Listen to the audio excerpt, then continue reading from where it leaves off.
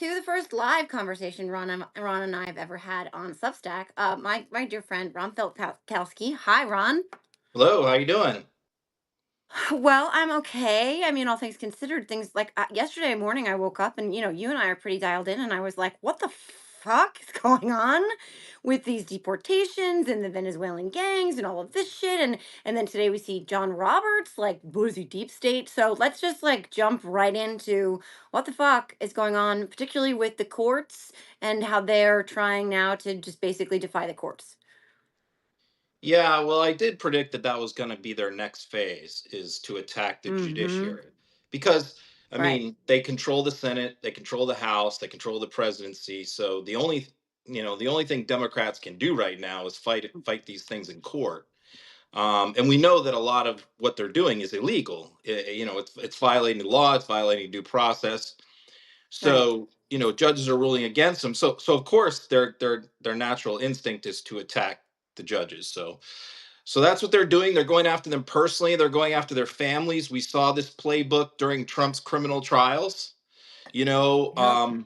I follow right wing media a lot, social media, and I every time a judge rules against someone, against Trump or against Doge, immediately we start reading a bunch of stuff about the judges' wife, spouses, husbands, children, Mm-hmm. aunts, sisters. They're posting pictures of them.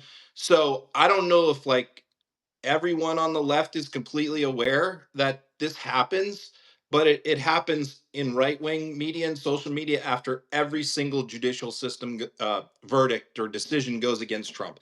They go after the judges personally, they go after their family.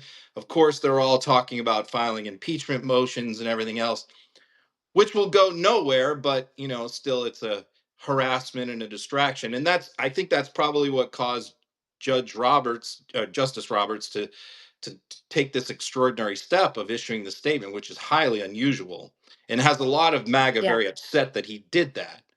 But I of think he course. felt like he had to say something. But who cares? It's weak. Like nobody on the right cares what John Roberts has to say. No, and John Roberts gave Donald Trump, basically a blank check, any president, but let's be real, it's Donald Trump, a blank check to do pretty much what he thinks is a blank slate to do whatever he wants, that he actually does believe that he's above the law. And John Roberts was party to that. And so for John Roberts now to be like, "Oh, we can't do this. We have traditions in this country and blah blah blah." Again, like you said, Trump has a long history of this. I mean, Merchan gagged him how many times, and he still went after his family, and he's encouraging his cronies to go out there and do the same thing. I mean, Carolyn Levitt is basically like, they don't have the right. I mean, Nosferatu Stephen Miller is constantly out there like, "No, this is one judge, one rogue judge." They're calling him a local judge, in particular as it relates to the deportation thing. And then they weren't even going to say how they decided that these were gang members or not gang members. And I don't know, I haven't really been in the weeds today on what has been transpiring in court today regarding that. But again, they're going against, they're defying the courts, and they're undermining due process and the rule of law at every turn.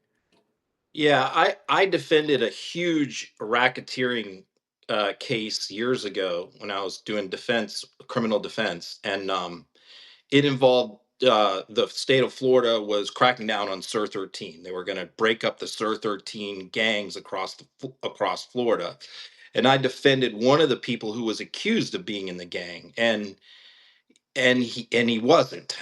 and and so Oh, and so I'm a little experienced on how they do this, and they do identify they will look for photos of people that they posted on social media where they're making maybe a sign that's consistent with throwing up a gang sign or a gang initiation or a tattoo, and they will say, you are with this person who is in a gang, you have this tattoo that we think is a gang tattoo, therefore you're in a gang. And they're using this act of the 1798 Alien Enemies Act to justify deporting people without due process, as basically like that they're prisoners of war. And also, they're deporting them to hard labor. These are people who came here and made asylum claims. Now, again, we've talked about this before. I was highly critical of the Biden administration's immigration policy. I Hmm. despised Mayorkas. I said that many times. I thought he was the most incompetent member of the Biden administration. I think the immigration issue almost single handedly cost Democrats the election. And so I Mm. think that this was a huge unforced error by the Biden administration, and it negated so much good that they did. On the other hand, the other side of the coin is the way that the Trump administration is dealing with this issue is completely over the top, fascist, autocratic, Nazi like. I mean, Yeah. it's absolutely crazy.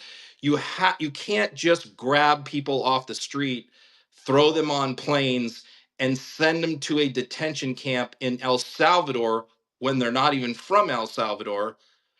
And by the way, we paid the El Salvador president $6 million for this Jesus. first batch of people that he's going to house. So, no, I have a problem with, but with we look. The Democratic Party needs a sane, rational immigration policy. No Hmm. leader of the Democratic Party has put forth one yet. The Biden administration never did. And so my suggestion is, after we're done screaming and yelling about all this horrible stuff that Trump is doing, that we come up with an immigration policy of our own that isn't just we're not them. Well, I mean, Langford worked with what Chris Murphy, I believe, on that legislation that Donald Trump had them blocks to make sure that the Democrats didn't score a win under Joe Biden on this issue. But I mean, you're right about, obviously, about them disappearing people, and you don't. What they're trying to do is box us into saying, "Oh yes, I want Venezuelan gang members here. Of I want course, them to be yes, in America." Right? They're like, that's right. "Oh well, they love gang members, and they love, Hamas, and they love Hezbollah, so like they can't defend this kidney doctor being deported back to Lebanon because she went to a funeral for somebody who was in Hezbollah." And like these are the impossible, sort of, on paper, impossible choices they're trying to box us into, and it's all bullshit, right? And gaslighting, when they're just disappearing people from their homes that they don't like or don't agree with, for exercising rights that they're supposed to have protected here. And why MAGA thinks that they would stop at these people who they don't like is beyond fucking me. Yeah, I mean, from a political standpoint, they're putting Democrats in a position where they have to defend. Essentially, they're defending gang members in many Right. cases because they're defending the Constitution and due process and law. And Mm. so, once again, Democrats are making an intellectual argument, a moral argument that I Mhm. agree with, that makes sense, but is a losing argument most of the time in elections. And and Right. Republicans continue to put Democrats in this position, and it is only because Democrats always play defense. They're always Yes. defending against what Trump and the Republicans are doing rather than advancing a policy of their own. And it's not good enough to say, "Hey, after 3 years where 10 million people came into the country, we are now going to try and make a deal 6 months before the election with James Langford." Yeah. I mean, Yeah. that was not a winning strategy going into the 2024 elections. Immigration, Yeah. if the Band-aid. Democrats were Right. serious, needed to be dealt with before that, because there Right. was no way that Republicans were going to make a deal on a bipartisan border package 6 months before the Hmm. election. It was not going to happen. Yeah, it was like a band-aid, on an amputation, which is not really gonna, it's not gonna cut it. But let's talk about what the Democrats are doing right now, right or wrong. So, like, first of all, I want to talk about Ukraine after this. So we'll pivot to Ukraine Yeah, after this. But yeah. but let's talk about Chuck Schumer, who's canceled his book tour and instead is going on the fucking View, and Chris Hayes tonight. By the way, you're I think welcome he's for been the on like plugs. 10 shows today. Yeah. I mean.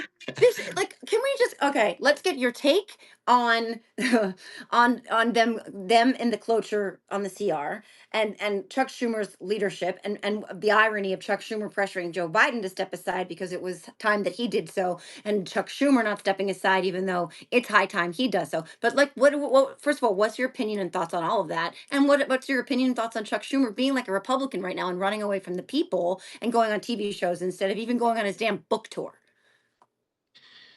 Yeah, I think that we do need new leadership. I think he's stuck in like a 1996 approach to politics and approach to Yes. Congress, and he doesn't Mhm. really understand at all the way modern politics works. You know, the numbers that concern me the most right now are voters under 30, which Mm. Democrats have always owned, but we do not own them now. We are losing Mhm. young voters. And I think a huge reason why we're losing young voters is because the leaders of our party do not connect with them in any way. They don't know how No, to you're right. communicate with them.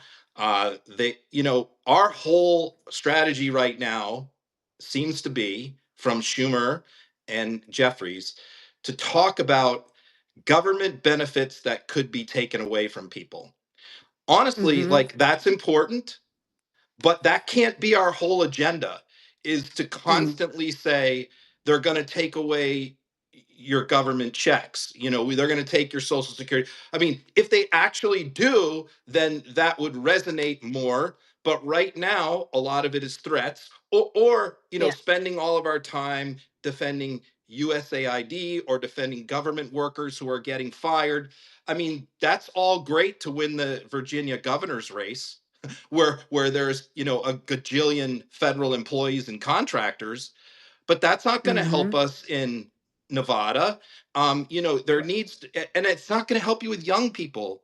There's no voter under 30 that where that those things resonate with them, and that's their number one priority is Medicaid, or something like Right. that. I mean, while I completely agree that we need to be out there defending these programs and defending these things that people have paid into and rely on, we can't just leave it there.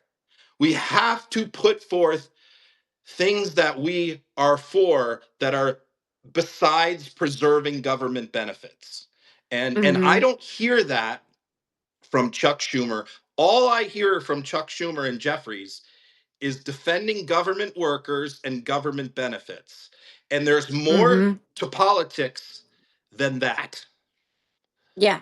Yeah, and I agree with you about that. I'm so fucking sick and tired of, they set the narrative and then we go on the off defense trying to defend the opposite of the narrative, and all we're doing is perpetuating their bullshit narrative because we're constantly chasing their narrative to say, "Oh no, that narrative is inaccurate." But then really what we're just doing is giving them the oxygen in the room all the time and being the ones who are on the defense, which is, again, I say this all the time like a broken record. I loved it when we did the whole fucking weird thing. Why are they so weird? We put them back on their heels and they didn't know what the fuck to do. I mean, Brian Kilmeade was like, "I like the smell of my own farts. Does that make me weird? Like, why is it weird?" Like I think that that's what we should be doing more of. I don't know that we have to be calling them weird, but to that end, Tim Walz, who was particularly adept at putting them back on their heels and making them go on defense, he's back out there now. He is one of those people who I appreciate his voice and his energy and his message and his style and his tone, just like AOC. Take her, you can. I don't care if you dislike or like Bernie Sanders. I've never been a Bernie bro, but I appreciate the fact that he's at least fucking out there. He is out there going into these red districts, talking to people the way they want to be talked to, not at. And so I want to get your perspective on all of that, but also you and I have had conversations offline about Gavin Newsom and Gavin Newsom's approach with his podcast. Today, he took a different turn with Tim Walz. I'm going to take a little bit of credit for maybe putting some pressure He on had him a on that one. Democrat on. Wow, it was Well, I amazing. mean, I don't know if you know this, but I don't, whatever. I went on CNN on Saturday and I was on Sir Connors, my first time on TV. I was so fucking nervous. It was ridiculous. I was like, I felt like Albert Brooks in broadcast news. I was just like, but anyway, I said, like, no, this is not the way you reach people. I don't know what the fuck he's doing. And he did. He has a Democrat on today instead of a fucking Nazi communist, freaking misogynist bigot like Charlie Kirk or Steve Bannon. But anyway, so what are your thoughts on what Tim Walz is doing, Bernie, AOC, and Gavin Newsom? The Democratic Party has so much talent, Mhm. and younger talent. I mean, talent under 50 or in that range. And the problem is that they haven't been spotlighted and they need to get more of the attention away from the old guard. And I think that Mhm. that's starting to happen, which is a very good thing. Yes, AOC Yeah. needs more of prominence. We have people like Jasmine Crockett, Maxwell She's Frost, great. Fucking Chris love Murphy him. out there doing a great job. Uh, Mark Mhm. Kelly's not young, but I love Mark Kelly and what he's bringing to the table. Yeah. Walsh is great. Shapiro, Whitmer. There's I we haven't seen have much of talent, Gretchen though. huh? Big Gretchen's been quiet. Big Gretchen's been No, quiet well, lately. this is my next point is that Okay, sorry. Bashir is another one, and of Yeah. course Newsom. But a lot of these governors, a lot of those people I mentioned are governors, are focused on their states and what's going on in their states, Mhm. and that should be their first priority. But I think that Democratic governors, which is where most of our rock stars are, need Mhm. to realize that this moment in history is different than in the Yeah. past. And while they may want to focus on their states for their last 2 years of their 8 years serving as governor, because most of them are in their second terms and they're Mhm. finishing it out, they need to step out of their states and take more of a national leadership role, which is not typical this far out Yeah. a presidential election because we're over 3 years out, but it's an unusual situation and they need to do it. And they need to do it Mhm. because there's a lack of leadership coming out of Congress. So it needs to come from our Yeah. governors. And that's where a lot of our talent is. Shifting over to Newsom, I mean, I was a JB Newsom guy. Pritzker's great too. Yeah. I was a Newsom guy all the way. Mhm. And I thought he was going to be my guy, going into this Yeah. presidential campaign. And I thought he was great with the wildfire stuff when Trump came out there, and I thought he handled that situation really well He did. He and really did. made Trump the smaller person in that scenario. Especially, I loved how Mhm. he was not invited to meet with Trump on that trip. He was not supposed to Right. be anywhere around Trump, but he went to the Yep. tarmac and stood at the Shows bottom up. of the stairs and waited for him to get off the plane and put his finger in his chest. So, I And mean, I Melania gave love him a that kiss. move. And Yeah, then you yeah, yeah. follow that up with platforming Charlie Kirk, Steve Bannon, and Michael Savage on your first three podcasts. And I'm like, I understand. I mean, I heard his argument why he did it. And I understand Mhm. he's trying to connect with young voters, he's trying to connect with more conservative voters and all of that. But, I've spent the last 5 years warring against these guys, battling Charlie Kirk, battling Uh, Steve Bannon every single day, pointing out their yep. lies, their racism, their disinformation, their misogyny at their Yep. conferences, on their podcasts. And so, Mhm. for one of the few Democrats that's in the trenches every single day fighting these guys with bare knuckles, to have my guy running for president, have them on his first podcast, it was like personal for me. It actually like That's really how I hurt felt. me, you know? Yeah. Yeah.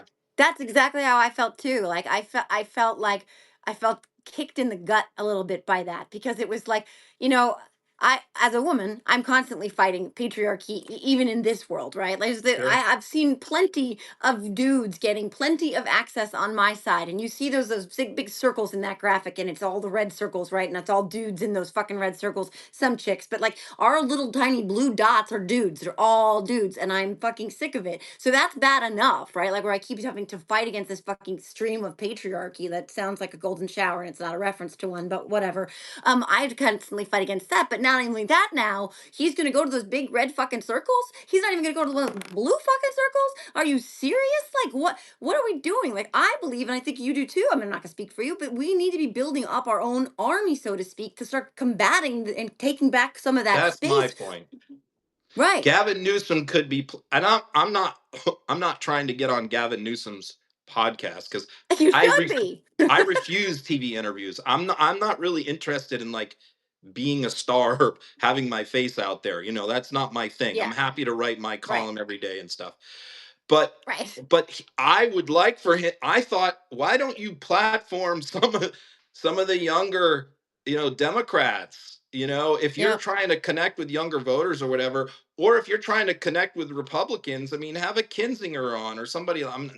I think Yeah. the whole Liz Cheney thing was a huge mistake by the Harris campaign, but Yeah, I we've I talked about think that. there are plenty of conservative Democrats out there that he could have platformed that could connect to a younger audience, or bring a sports guy on, or somebody from the entertainment world. But Charlie fucking Kirk, Steve Eh, fucking Bannon, Michael I Savage, can't. who's a piece of shit. I know. He literally said, "Get me the three worst people for my first week," to his producer.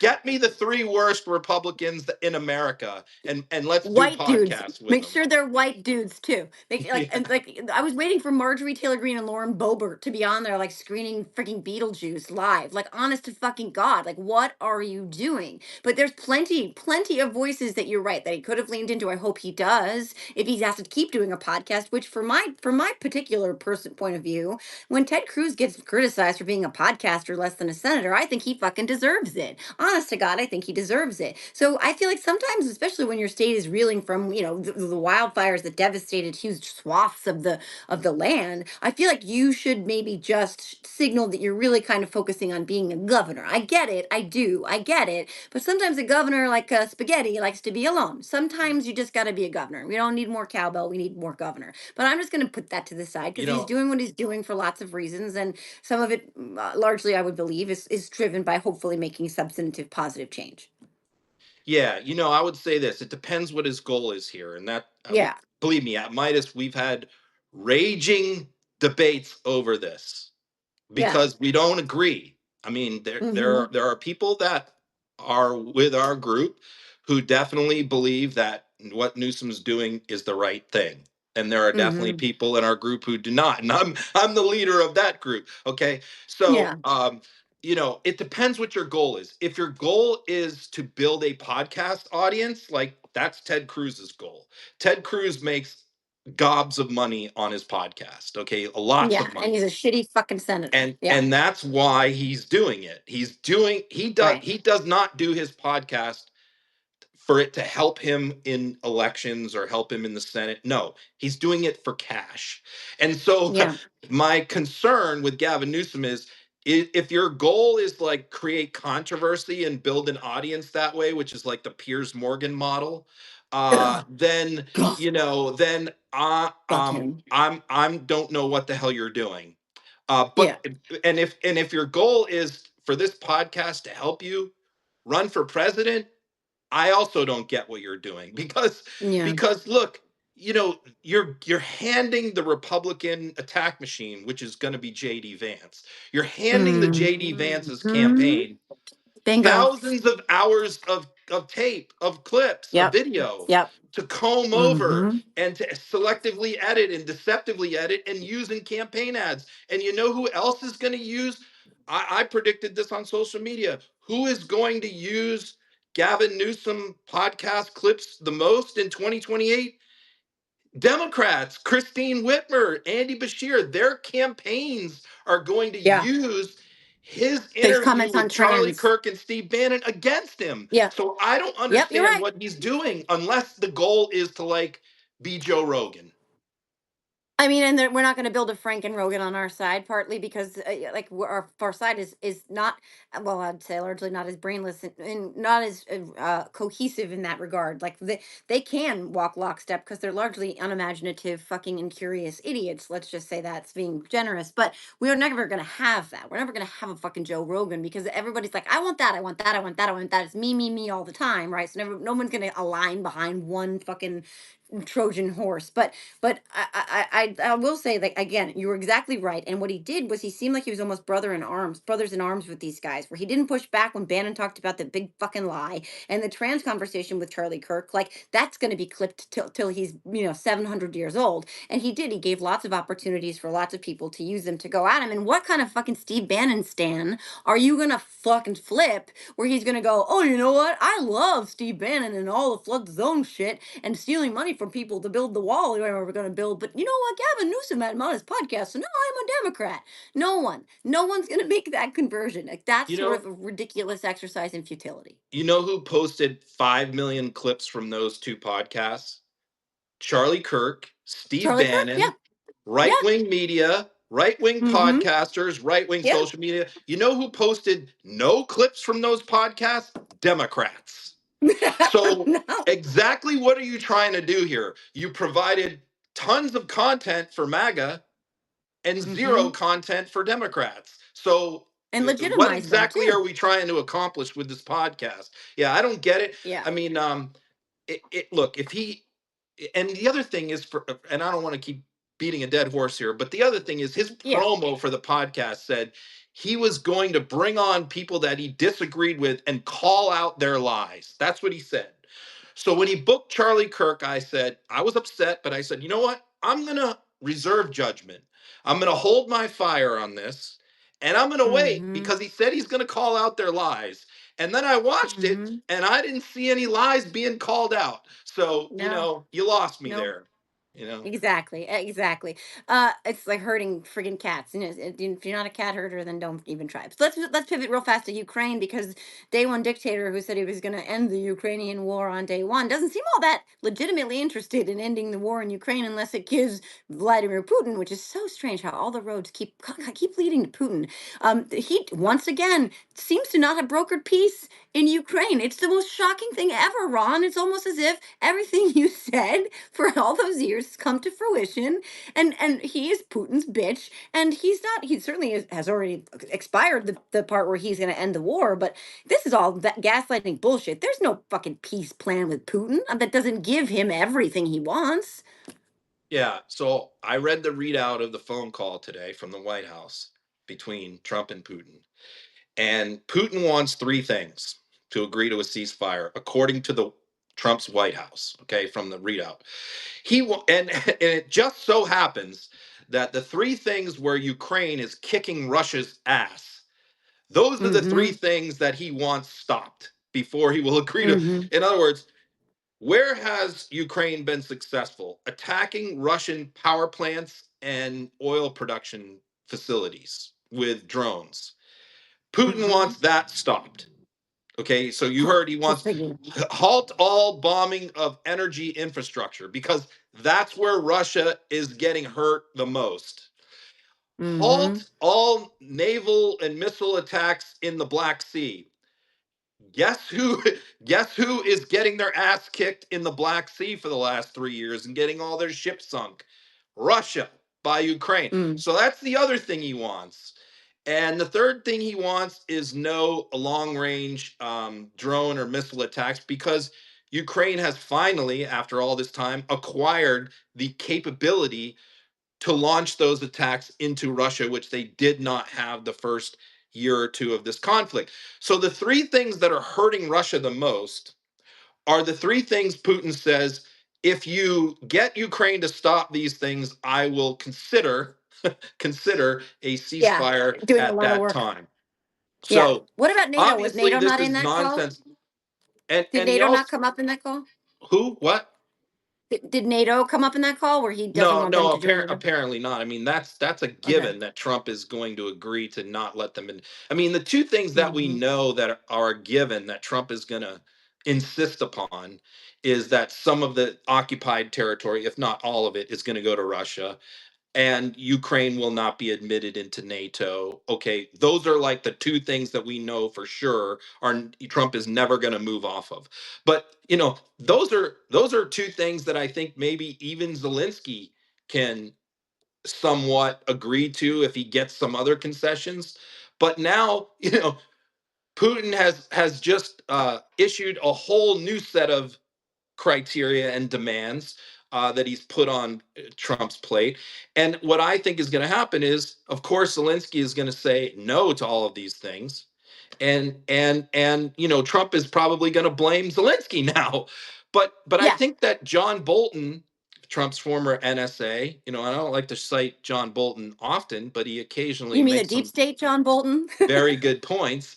Yeah, which Yeah. is that what Russia is doing is trying to conflate the ceasefire agreement with a peace agreement, and those are two very different things. I mean, you can have a ceasefire agreement without a peace agreement, like we had in Gaza for the last couple months until Until yesterday. till yesterday. Yeah, so you can sign a ceasefire and then begin negotiations on a peace agreement. But what Putin, and that's what Ukraine has done. Ukraine has signed the ceasefire agreement and said we'll negotiate the peace stuff later. But Putin doesn't want to do that. Putin is saying no, no, no. It all has to be together. We're not agreeing to any ceasefire until we have an agreement on a on all the peace terms. So, in other words, he's not interested in any kind of a Hmm. ceasefire. So, Trump, who has been for the last couple of years, including more intensely the last few months, insisting that Putin really does want peace and really does want to stop the killing. Well, why won't he sign the ceasefire if he really wants to stop the killing?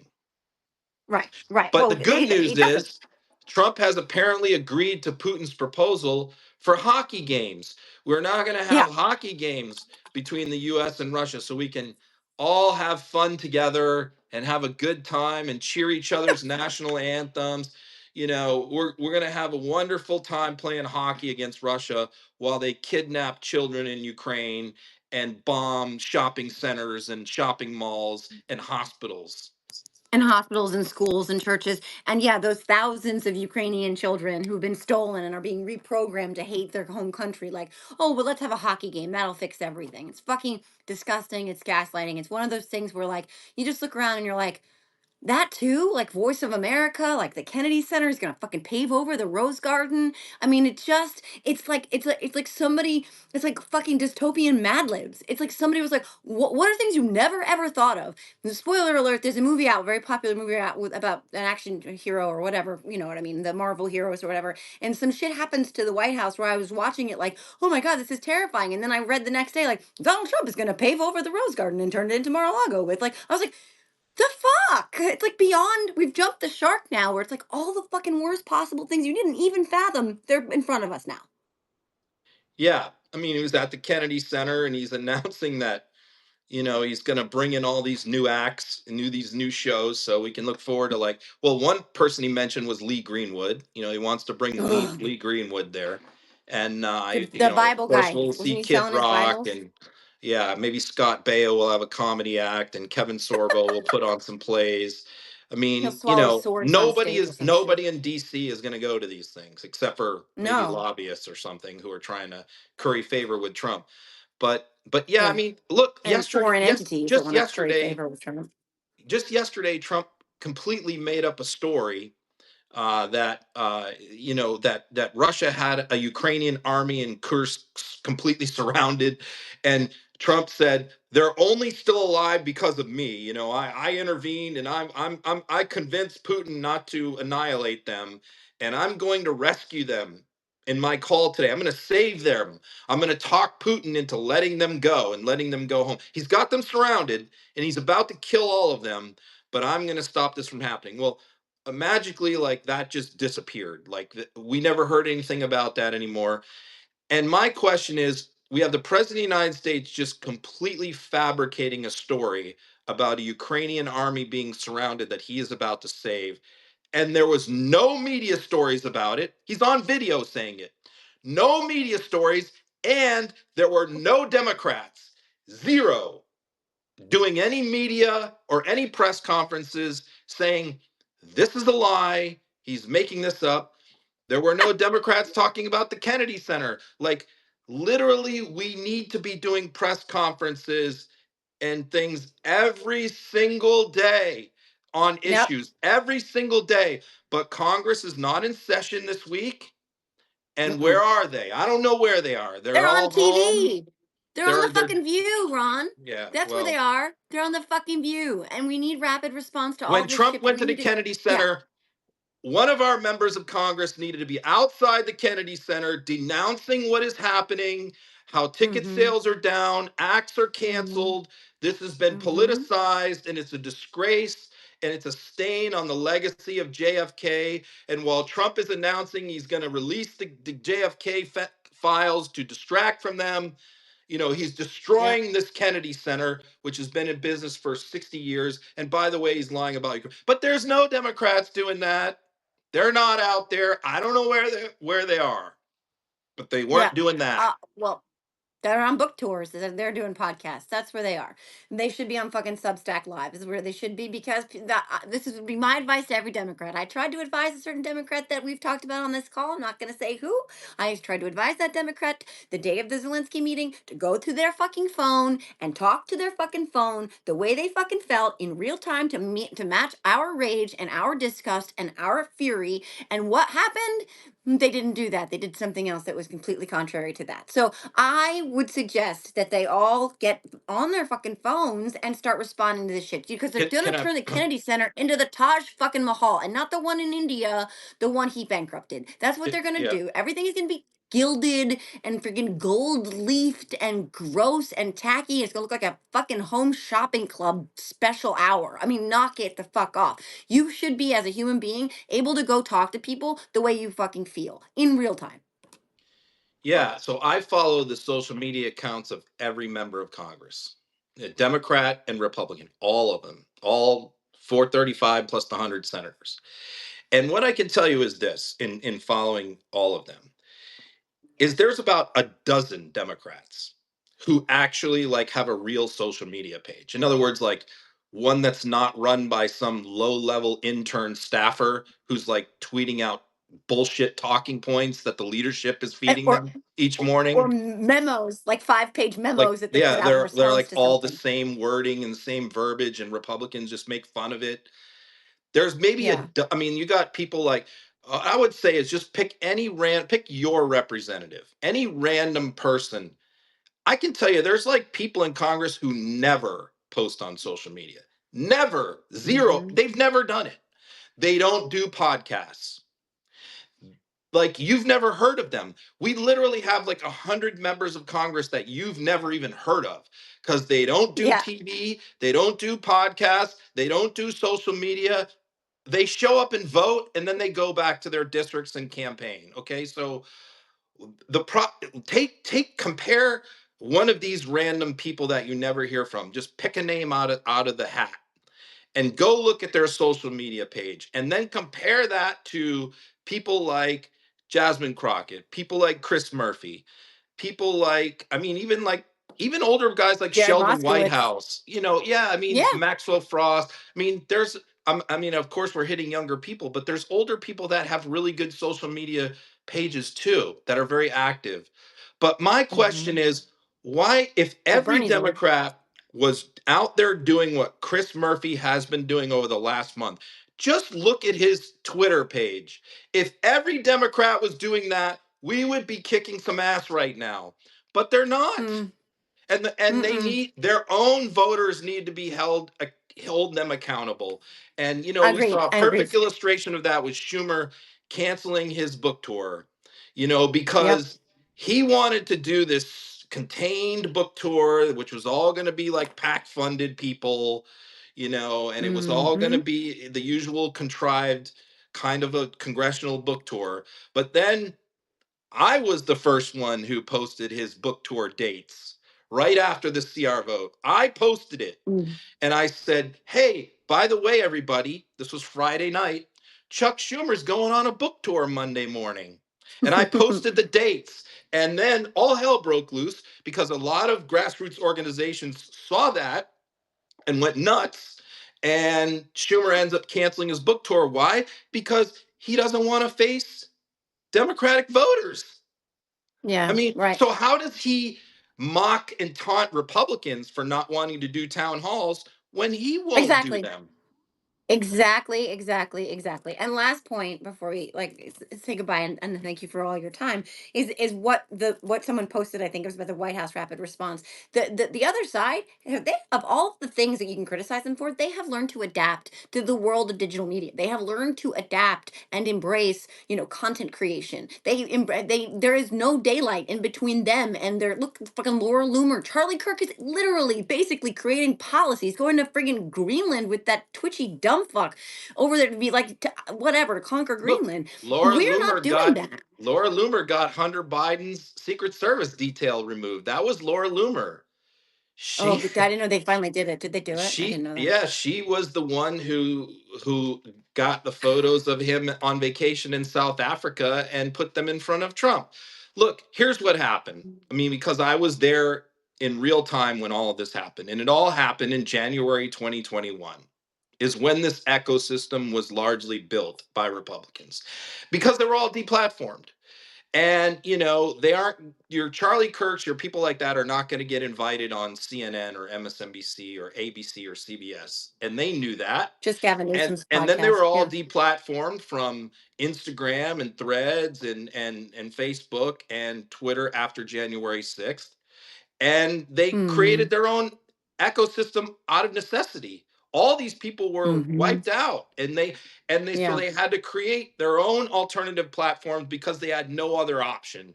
And they created Rumble, which is the YouTube alternative, and they created all their podcasts and their social media platforms, True Social, Getter, all these other ones are out there that they built up. And so when they were Mm-hmm. so they had all that in place that Democrats don't have, because Democrats have always relied on traditional mainstream media to get their message out. And so when all these people came back on, and then when Elon Musk bought a platform, now all of a sudden they have all their alternative independent stuff, and they have mainstream stuff, and they have Fox, Yep. and they have Newsmax, and we're here relying on like Chris Hayes on MSNBC to make things happen for us. Right. And they have all this stuff. So that's really was the impetus behind what we were doing at Midas, what we put together our team 2 years ago. Mm-hmm. It was we learned from what the right did, and we Yep. said, we're not going to be them, but we learned some of their tactics and the way that they do things. And we are Mm-hmm. using that for good purposes, I think. And but the problem is, now that we are a huge, here's all I'll say. Now that we are a huge platform and we have a huge audience, we can get almost any member of Congress right now to come on the Midas Touch podcast, except, by the way, Chuck Schumer, who canceled on us. But we can get almost anyone, okay? Mm-hmm. But we should have been able to get almost anyone a year ago when we weren't that Yeah. big, but we couldn't. Yeah. In other words, the Democrats waited until the elected officials waited until we had a huge audience, and then they said, "Oh, okay, now we'll do that." They should be out there doing smaller podcasts than ours and promoting them and Right. building them up, because you know who did that? Republicans. Yeah. Donald Exactly. Trump Exactly. Donald Trump Yep. himself Yep. went on a million little podcasts in 2021 and Yep. 2022, and he Mm-hmm. built up their audiences for them. I Yep. mean, how many Amen. podcasts has Barack Obama done in the last year? I mean, Democratic leaders are how many years Gavin Newsom done? They Got don't mine. build up the alternative independent media ecosystem. I hear them all the time say, "Oh, we need to have our own stuff." And my answer to them is, "How many podcasts did you do last month? Because are you helping, or are you just complaining?" Because all I Yep. do is hear them say, we need to do this stuff, but I don't see them doing it. Then they're at, we will win. We will win. And avocados from Mexico. Put put I mean, your put your deeds where your words are. right. Show me the money. Show me the Yeah. money. I don't really need the money. I want you to. I have had to chase members of Congress, like literally, like in their DMs constantly, basically begging them to come to talk to me because the people who happen to like subscribe or follow me, they would like very much to see that these elected officials also see them. Then, and I'm not just talking about myself. There's a million creators out there like me. There's a million that they could be talking to, and like you said, building up, amplifying. By the way, last thing, congratulations on the Vanity Fair article. That was fucking huge. And like we need to build up lots of different our own ecosystem and lots of different. We need to lift all freaking boats, and they can't keep saying, like I said, we have to do this, we have to do what they're doing over there if they're not actually going to do it. Walk if you're gonna. walk the walk, you have to talk the talk, and then they're not doing any of that shit. They're just talking the talk and not walking the walk. I Well, I forget what I suppose was saying. Gavin Newsom won't do our podcast now because we're competitors. We're business competitors with him, I guess. So, you know, And that's fucked up too. That's fucked up too because like he's talked to Ben. I know he's talked to Ben. And by the way, they should be talking to again. No, I love you, but more than white dudes, okay? They just should. All of them. All of them. All of them. But you know, yeah, they good hopefully point. he doesn't see it as I mean, it is friggin' so late now to Yeah, be wringing our when was the hands last over what time went wrong. when was the last time Chuck Schumer went on a young black guy's podcast or a female Latina's podcast? You know, how You know, often does he do again, things like that? No, again, because they our are. leadership is still stuck in this time warp where it's Yep. raised tons of money from corporate donors and Mm-hmm. hand that billions over to consultants who then take Yep. 20% off the top for a new beach house and run 30-second Yep. TV ads, and that's our strategy. And that Well, strategy was great in 1996, but right. that is not a strategy in 2025. And what happens on the social media side of that is that you have these, I call them pimps, these third party intermediaries who snatch up all these accounts and then package them all together and then sell them. And then they take the lion's share of whatever the money that comes their way. And then they sit back and do nothing but pull the strings. And by the time the messaging gets to like, between the electeds and the creators, it's muddled down and watered down. It's a whole bunch of bullshit and everybody's walking the walk, same fucking bullshit hashtag nonsense. You know, And it doesn't move the needle. I was thinking about that today, and I was actually thinking about there is literally no amount of money that anyone could pay me to say something I don't agree with. Like Oh, yeah, no. literally, you know, the head Ken Martin, the DNC chair, could come to me and say, "I will give you $100,000 if you say this, and I don't agree with it." I would turn it down. Now, I would love to Me have the too. $100,000, but like my integrity is far more important. So yes, we can't be in that business either. And I think that I Mm-mm. got that vibe a lot, from the last group of people Yeah. in 20. It was they were looking for influencers who had big audiences that they could pay to put their messaging out, and that should not be what we're doing either, okay? Because you don't Right. need to. We believe in the mission, we believe in the message, we believe in the people. You don't need to bribe us, you don't need to coordinate, you don't need to feed us talking points. We got this. you just Yeah. gotta you just got to play with us. You got to cooperate with us. You got to join us. You can't look down Mm-hmm. on us. You can't No. condescend to us like you know Right. everything and we know nothing. We have these audiences for a reason. We went from 0 Mm-hmm. followers to 1 million for a reason because we connect with people and Mm-hmm. we're honest with people and we keep it real. And you know what? Yep. The politicians could learn from that. They could learn more from that than Yeah. we learned from them. Amen. Amen. Amen. Amen. Thank you, Ron. Thank you so much for joining me. I love talking to you. This is our first time ever doing one of these live. We usually do it over Zoom in my podcast, but this was so fun and watching the comments. And I don't know if you saw, but Harry Dunn was here, I think, for a minute. Dean Obadiah was here for a minute. Oh, We had cool. some fun people checking it out. We had 5,000 at one point. I think we might have 5,200 right now. So, uh, Ron is the All right, editor I'll in wait for chief the of hate Midas mail. Touch. Oh yeah, no, but you guys are kill. I'm so I we joked because I was waiting for you guys to come over to Substack, and I was like, why are you on Substack? You should go over to Substack. Then you come over to Substack, and of course you fucking kill it. I'm like, can you leave Substack? I'm just kidding. We we But should no, have come a long time ago. You're right. We've only been on 5 months, but you're right. We should yeah. have done it a long Well, time ago. And hey, we're still learning too.